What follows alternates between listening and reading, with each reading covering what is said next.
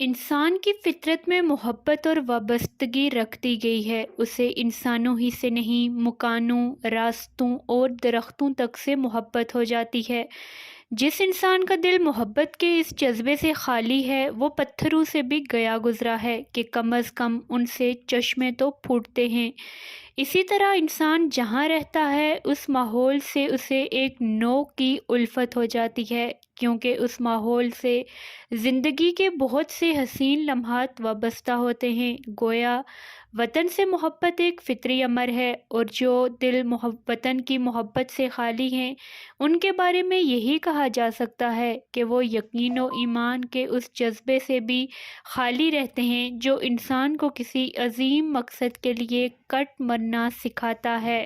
وطن کی محبت کا تقاضا ہے کہ ہم اس کی حفاظت کے لیے اس وقت تک اپنی جان کے نذرانے پیش کرتے رہیں جب تک طلوع و غروب کا عمل جاری ہے، جب تک صبح و شام کا نظام چلتا ہے۔ وطن کی طلب پر ہمیں اپنا خون پیش کرنا چاہیے۔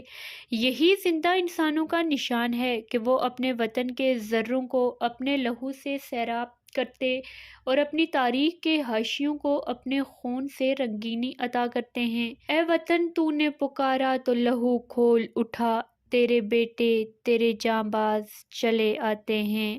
زندہ قوموں کا طریقہ اور شعار یہ ہوتا ہے کہ وہ اپنے وطن کے زروں کو ستارے سمجھتی ہیں۔ وہ اپنے وطن کے پرچم کو سر بلند رکھنے کے لیے اپنی جان کو بھی داؤ پر لگا دیتی ہیں، کیونکہ وطن کی محبت ایمان کی دلیل ہے۔ طلباء کے دلوں میں اسی لیے اپنے تعلیمی اداروں کی محبت ابھاری جاتی ہے کہ وقت آنے پر یہی محبت پختہ تر ہو جائے اور اپنے وطن کی حفاظت کی ضمانت دے سکے۔ جو طالب علم اپنے تعلیمی ادارے کے نشان کا تحفظ نہ کر سکے، اس سے یہ توقع نہیں کی جا سکتی کہ وہ اپنے وطن کے پرچم کے لیے بھی جان دے سکے گا۔